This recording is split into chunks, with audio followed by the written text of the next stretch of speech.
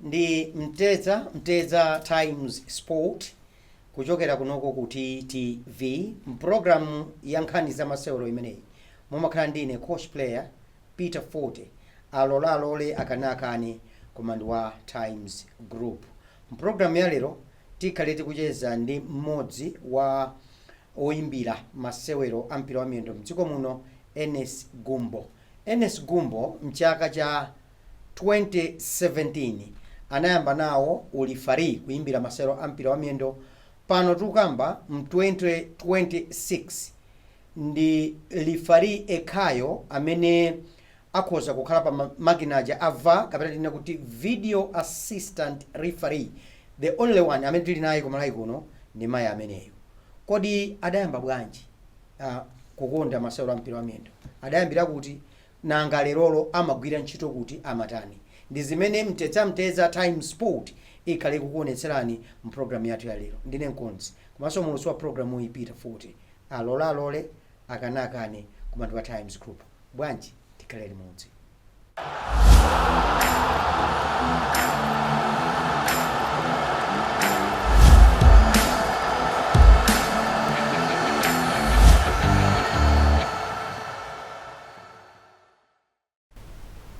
Poyamba ndikulandire Enes ulibwa paja since 2020 mu covid mitango chitika tikumambinya wakagunde yetu suma uziwa amene wakagunde Pauni mauziwa. Yeah, kodi Enes kumudzi ndi kuti?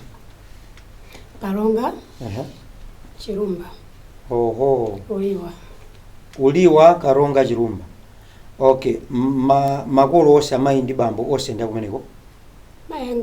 Mayanga ndokadabe. Bambanga ndakaronga. Oho. So wanga machikadwe yathu amama amapita kwa tati. Oho. Emati kwathu ndiwaronga. Munabadwa nangati bwana?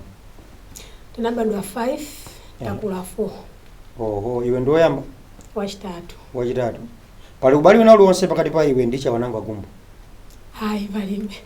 Ngofanana na mayina? Ngofanana na mayina. Alright. Chidwi chako cha masewero ampira wa miyendo chinayamba motani? Ndi khoza kunena kuti kumene ndachokera like upbringing basi nangochitika kuti I loved being with boys as a girl. Then mapanga zimene azinzangawo amene alanyamatawo amapanga. So when it's time kukasewera mpira, I would go and play with them. Football. Atsika na amaka amsewera netball na mapezeka ndopira kwa zinzanga nanga sa zinzanga ndalanyamata. Chabwino. Then mapanga zimene anzanga ndi ka interest kanamba amene mabasi nakula nako. Kuti kumeneko? Tinayambira kumudziko. Kukaronga? Madziwa mpira wachikulunga. Nimauzi. Tinayambira zimenezi. So ndewali tuchoka ku school ukapeza kuti basi tikamapita ku school ndopira ndanyamata. Kamabwera ku school ndopira ndanyamata. Atsikana naliko. Komano mwina zina ndi zina sinamba kusempana mwina tirawo chichepere. Tati makonda anyamata amene timagwirizana nawo. Chimene umasempana ndi asungwana anzako nchiyani kuti uzikhala nthawi yambiri ndi anyamata kumasewera mpana masewera mpira?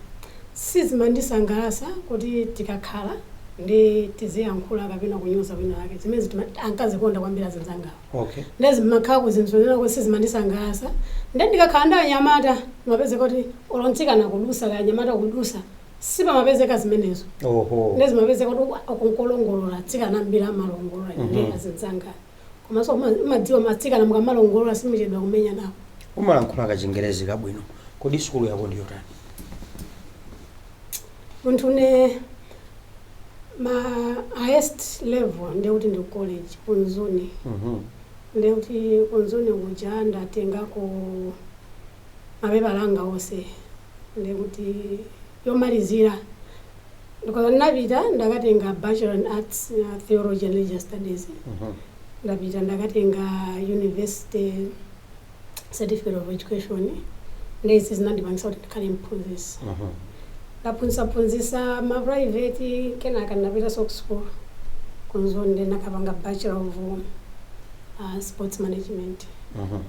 Ndenzanapita kapanga Bachelor of Arts in Sports Management. Kunalika program kenaka yake ka council kamene kana ndithandizira ukhanga ndi mapepa oyenerera ku sports tinkati Bachelor of sports business management by the University of Pretoria. So it was sponsored by Council, Sports Council. Then nabanga certificate in the advanced certificate. Nde ukuku kuti tipanga apply kunzuni sizinavuta. One akunzuni ine amandidziwa nkale kuti mpira ndimaukonda. Nde kupeza kuti aka ankafuna diploma. Ndamatika advanced certificate kama yandika kama kuthandizira. Yeah. Kutengeraso kuti ka bachelors kajana nawo koyamba kaja ndizimene akundiziwa ka history yanga kunzuna nangoti oyuliyeni akhale papayi lotiti mtenge. Ne basi ndinapita nakapanga zaka 3. Unapanga graduate liti? 2025 last year. All right. Kuti uyambe ulifari mu 2017 chidachitika nchani? Okay, mpira ndasewera kenaka ndapanga graduate. Then ndinapita when I worked ku Karonga Boma, I've taught as a teacher. Ndinapeza team tinkati Karonga Queens. That was the last team I played. So when I moved from Karonga to Rikoma, ndafika kumene kuja the attitude completely changed anthu ndi environment imene nali nayo peza kuti kumene kuja atsikana they are not actively involved in football. Kunali mentsikana onena kuti asewera mpira. Then I started, I can't play with boys. Awawa wanakandichola yandisamalire ndani things of that type. So I stopped playing because kunalibe kuti nkozosewera. Mwina nkuteka kuti ineyo ndekha nazivanga exclude mwina. If I had tried usewa ndanyamala mwina could have iskana kankanina. So because I stopped tubiranga nene kuti linafika bajabo zolowera kuti ndikakhala choncho ndima tubala zolowera activeness. Leo kasaka kuti wakhalisa without tubinima kuuza kuti ababa things are not okay. Ndo mapeza kuti ndikadwala kupita kuchipatala. Then ndadwala and I said ineyo this other time ndadwala. Then I said can I not joke? And I met a mangari kumaila I think so almost 5 kilometers. I sweated, I came back, I showered. Na bese go to the following day to be janus wino. Matenda janma firaja moribe. Then so it became like a tendency to tower which umakonda kutamanga. Katubika ngodi panseo. Ndikatuluka tukuta kusamba sama bese wani bande nango ngati sports for therapy. La undabwera kuno kulilongwe. Obwera ku Blantyre? No, kulilongwe. I went kulilongwe. From the Goma I went to Lilongwe now. Ndafika kulilongwe new environment. So maganzo anga osewera mpira aja kulilongwe by that time na kuti basi ndangochosa singaseweleso. Koma that feeling yonena kuti ndikadwala ndimapita kukathamanga. It came when the body now reacted. Tubiranga sindikumva bwino, ndumva ngati marungu nditapita kuchira yasi ndikhoza kulowera kuti ndofuna ndikathamange. So people gave me a direction yopita kuti ndipita ku institute. Fortunately, it was Tuesday. Ndafika ku institute, referees do train on Tuesdays and Thursdays. The Tuesday anaka kumana ndani? Marifari? Abanga mablanters. And there I found the trainer and sang. I asked ndinofuna ndatenga bag ndikuikapo ndandofuna ndithamange kwapa. You know sometimes ukakhaulwa zolo yako za sports zija. You don't know the person but you can mingle freely. Yeah. And ndifuna ndithamangeko wachokera kuti ndachokera 36. Ndiye napeza kuti akuimba wiso. Pie. Kenaka pie. Ndiye wakati pie ndikuona kuti kaguru kautani. Kauthamanga. Pie. Kaguru kajaka kuyenda. Pie. Awandi ndani Marifari. Join them. That's what he said. Join them. Zoti kamakhala womwe apo nakuti join them. Then I join ndaja uthamanga nawo. Ndiye munthu kuti unazwera yakale kuthamanga suma ona zachina. Ndathamanga nawo ndamaliza mpaka nakumaliza. Kuti sindi masaliraso amandiona kuti asakutani sakusaliraso. Ndamaliza kenaka tapanga cool down kenaka zoyankhula kenaka uchokera kuti. Naba ife kuno kuti mafuna kaya azimayi kuno kwatsika na you can see then napeza kwagi. I think anali kwa awiri agi ndikuina ndamuiwala. They were just 2 ladies. Kuno kwatsika na ndochepa ona ndiomwe basi uyu ndi wa FIFA ujani nepano patibe chani. So when they were saying when wa FIFA I was like what is FIFA now? I had no idea. That's how I joined. Okay, that's how we started. That was 2017. That's how I started 2017. Chabwino. Wakula kwambiri pa maimbiridwe, masewero akulu malayi muno kumadaliridwa mpaka na kufika ponena kuti Kosafa ikukupatsa maphunziro a video assistant referee VAR imene yachuka makono ano. Zimene zidabwera mutani. Tili ndi makochi ku lefu. Komone timadziwa ngati ma assessors. So anthu amene aja aliso ndi mphaso yawo what we call talent identification. Amadziwa kuti uyu amene alilimo uyuyu can become a top referee. Komano ali ndi vuto ilili. Koma munthu uja amakhala kuti you have no idea. And I remember first course imene napangako, I think first course yomwe imene nakafika nayo pa anandipasira badge ya FIFA 2019. We had Coach Felix Tangawarima. From Zimbabwe? Yes. I know that guy. And how imeneyo? Ileyo cinema, olawiso wagwidwa kawiso had no idea kuti amapanga bwanji. Koma zimene mapanga ku ground zakathusa zimene mapangazo ine zosazindikirazo. Pakutha kwakosa nanena kuti hey Kasimo girl. By that time Monica ko Kasimo.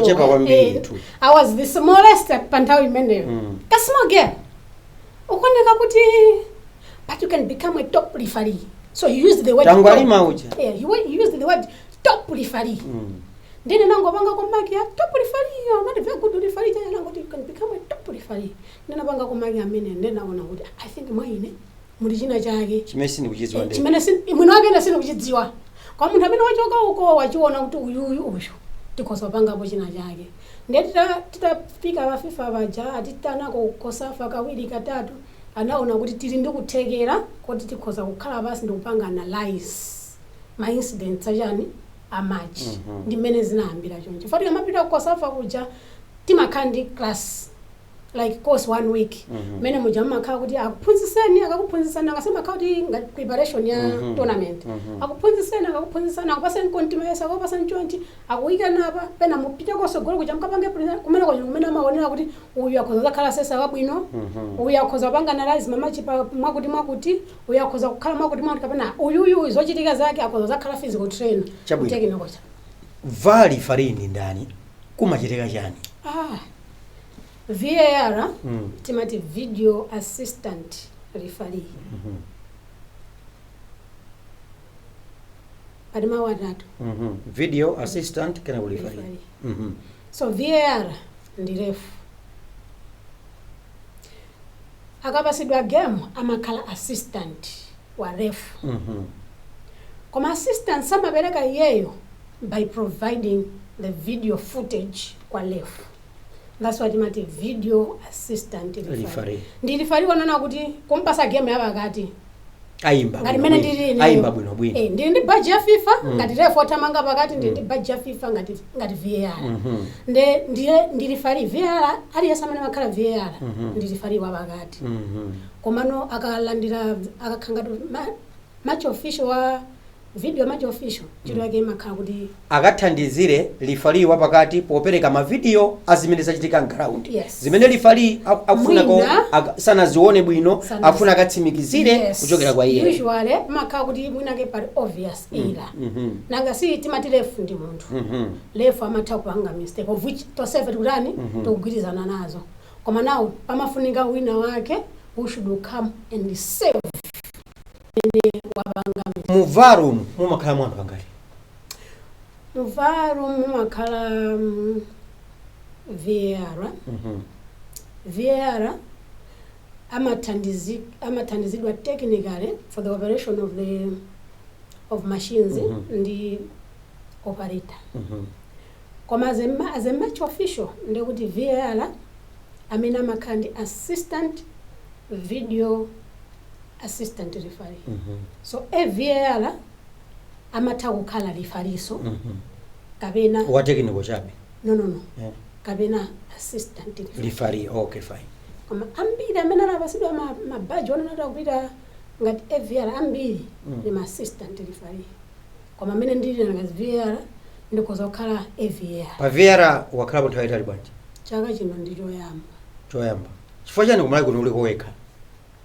Sininganene kuti mwina tinene kuti sometimes it's sitose tikoza kukhala ndi same opportunity at the same time.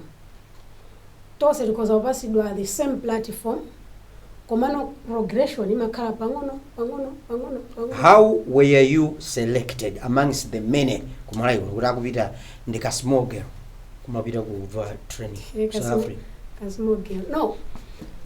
ku training tinapita anthu awiri iwe ndi ndani ine ndi stars ehe as in kukapanga this koma before us this was I think June kunapita Pondamali Mtembo ndi Nkhakananga anapita Godfrey. senior ya eh awanda amene anali oyambirira ife anapita ku senior ku Safa challenge kumene kuchanapanga introduce VAR ndanamba kwapanga gumu awa kena kanaona I think tikufunikira anthu ambiri ndanapangisa kosi ndikumala anatenga Easter ndo paleta mmodzi. why are we still having the only VAR trained qualified referee kumanena iweyo and not the others ukutuza pano za anthu follow enawo sidaende bwino kapena sifanye sakwapanga rate sama nenedwa kuti ni mavari referee ya ku Malawi? Okay, poyamba pajanena kuti we have the same platform, progression imakhala yosiyana.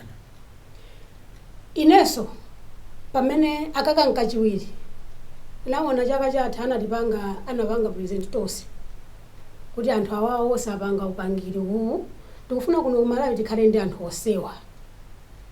FIFA nena sana kwanise kaye ose 2025 panali bito safe panali so 2026 anthu aja apiraso FIFA nena titenge komodzi ndikuti 2027 you understand ngati apo tayamba chonde 2027 FIFA zana titenge komodzi kapena awiri kutenga ndi mmene apangira akuchitira bwino magwiridwe yawo antchito mwina you'd wish to know kunena kuti chaka chatha ndachoka ku Kosafa tinapita Kosafa ya under 17 magemu wose amene naimbira kumene uja ine sinaimbireko pakati mali othandiza it's only one game imene nali fourth official magemu wose nali VAR osati so assistant VAR ose nali VAR ndachoka kumene uja ninapita ku Champions League magemu wose ninali VAR assistant referee mpaka ndabwerako ndi medal komano VAR osati VAR ku Champions League kuja then it's always step there's a lot to learn anyway there's need for much experience. Yes. All right, fine. And what we have potential na kuti we are hoping kuti tikoza khaso kuti kama VAR. Umadala ndi yani?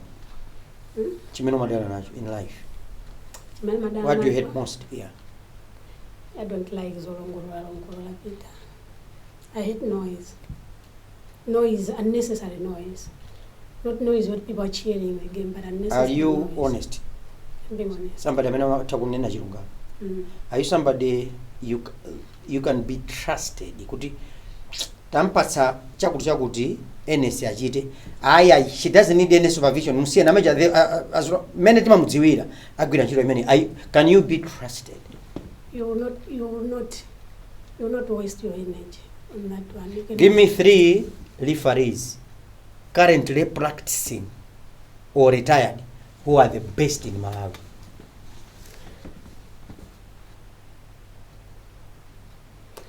I have you've said the referees. 3. Okay, be it assistant or center referees, just the person might not. Uno ku Malawi. Malefa menali ba FIFA.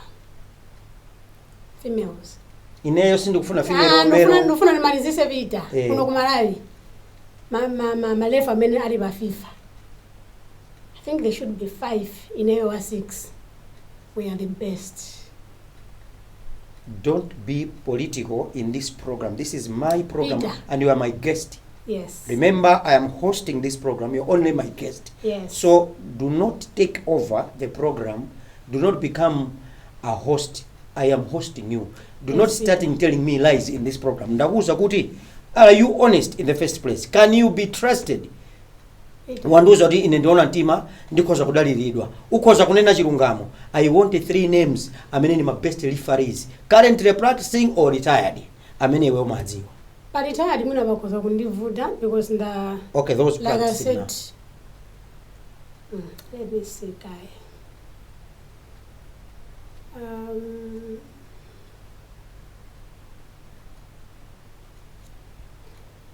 Dust is yourself. We start with Enes Gumbo, and that is you. We come to Godfrey Hagananga. We come to the farm's best ref David Chinoko. Akwana atatu. Akwana atatu. Komano. No. Nkhani ya tata tamaliza. Malifari atatu apa mwamba kwambiri kuno ku Malawi ndi Enes Gumbo, Godfrey Nkhakananga ndi Chinoko amene wasankhidwa ndi Famba maudzi amene apita posaidwawa malingana ni mayi amene tili nawo program iyi ya Mtedza Time Sport lero. How do you rate Mayamiko Kanjere?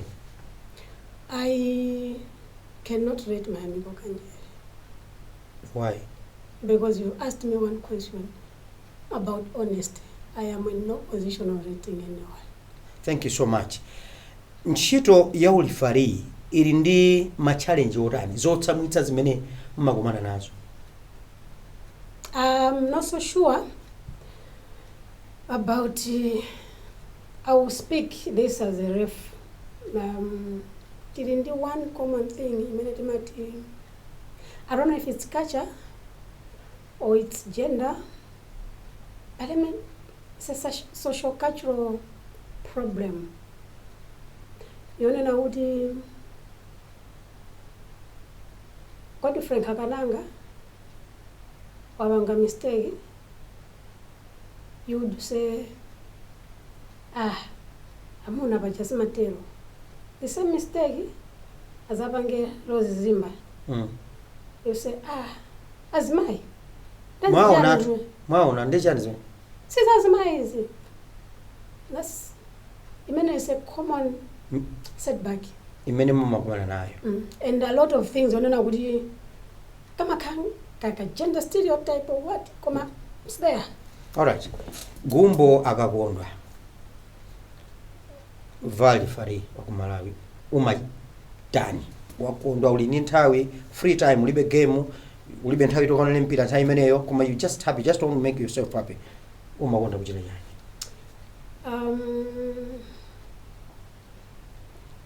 I like staying home.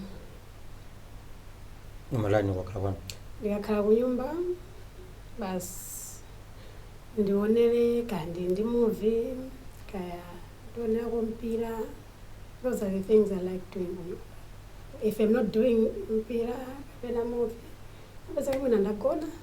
Have you ever encountered a situation uli pa ntchito mwina ndiwe center referee uli ndi chikondi basi cha player wina wake, not because chikondi not as kumukonda kuti uli ni ma feelings akusewera right? Komano maseweredwe yake umamuona kuti ndi player pali ma player ena kuti amabwera basi olakwa ooneka very rude odelera referee umathakuma nawo komano well disciplined mwinaso walagwiridwa akunchusa nzake ndiyeyo wangugwa naye chikondo takuma usewera uyu behavior wise discipline wise walagwitsa wakumanako ndi situation yoti ukukakamizika kukhala lenient in making a decision towards that player.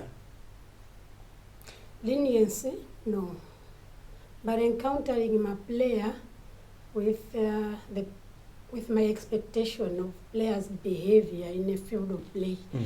Yes, most of the times, almost every team, imakhala ndi mmodzi or awiri who behaves better, or mmodzi or awiri who behaves to the contrary. So yes. Ndani mu Super League kuno ku Malawi amene unakumana nayepo ovuta kumuyimbira zese kuti kumina kwasewera ndi ukaimbira Bullets, ukaimbira Silver Wonder, Silver KB, ukaimbira Ekaya amene kuti ukaimbira Ekaya koma there is this player leronso alipo. Unfortunately Peter, no. Kumalawi kuno? No. Koma nimamva kuti mumakhala dzipongwe ground muja mwano ndiwe ndani zazibambo kuti izi nzimayiwe chanchani mwina ayi ndimakufuna ground alimakhala mwano usiyanasiyana bwanyi mwano sinakumana nawo wantu ndinalosa komano pena zimatengera kuti how have you presented yourself kwa iwo. I remember Enes mwano umakhalamo kapena muli ground mwano mene nakumana kokhawo mene sinakumaneko sona kwa Nyamata. Atsikana I don't have a problem. Sinakumaneko ndi mwina ndikuyamba umene those senior players who say Anyamata, I'll tell you, I don't remember the name, but I remember the team. Kumalawi kuno? it was a friendly match. Kumalawi kuno. Inde ndisanayambe kuimbira magemu a Super League. Ndanalituma kuti nangasi we are coming up. My friendlies are just Up and coming referees. Yes, before the season. Amakama timu akupanga masero. Yes, awawa azaimbira Super League. This season akupita ku Super League. Tendi za yes. So I went in this team. I think Ikase were in the city. I will not mention the team. Papa. Iwe. Then the chance is then didn't jedwa ku game. Anayamba we assistant anayamba game. Ine ubera then we switched. Ndebola so assistant ujalo. Tamuna nza chani. Ndikumenya. He mentioned this word. Ndikumenya. Ndikumenya. Said pipi. Ndikumadziwa kati pipi. Aliyasama siya. Amayima kuti whicho chachika ndi chani. Aliyasama siya. And I moved in this team. I moved to 1, 2, 3. Namimira jonchi. Chest out. Ndimenya iwe. Nimenya that guy was chest out amapanga nda. Was a guy. Iweyo kamene iye. Yeah. Ona panga jonchi. The guy was a soldier. Like a nice guy. And I south and east, north.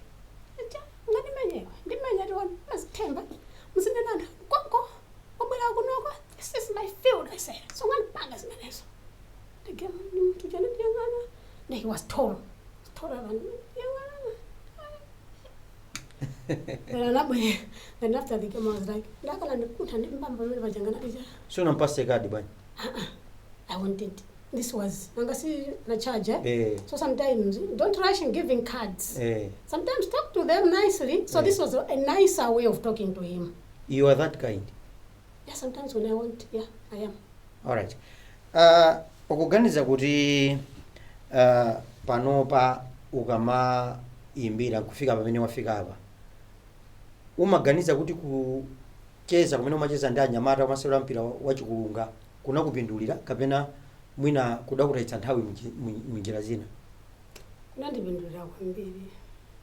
Komanso kwakulu ndimayamika makulu anga amene anatilera in that environment unena kuti this is not a girl, this is not a boy. So kucheza ndi anyamata kunandipindulira because ineyo I can describe makhalidwe anyamata more than atsikana. I can zinandithandiza kupanga relate ndi anyamata kwambiri. So it was even simple for me to relate ndi malifaliza amuna. Chabwino tikumaliza program iyi nkhani yonena kuti mina ni mipikisano iti ikulu imene waimbirapo mwachidule kwambiri ati nthawi yathu yatha. Tinapita ku Kafu, tapita Wosafa, taimbira ma qualifiers women under 20, taimbira AFCON qualifiers, taimbira under 17 AFCON qualifiers. Mori ndege watopa nazo kwera. Sina topi. Enes Gumbo mmodzi wa oyimbira apa mwamba FIFA kuno ku Malawi komanso ndi VAR referee. Kufikira tsiku lina pokapoka chauta akalula tidzakhalanso program ina ya mtedza time sport kuchokera kuno ku TV. Ndine Nkonzi komanso mulutsi wa programu iyi Peter 40. Pitirizani kuna ma program otsatira.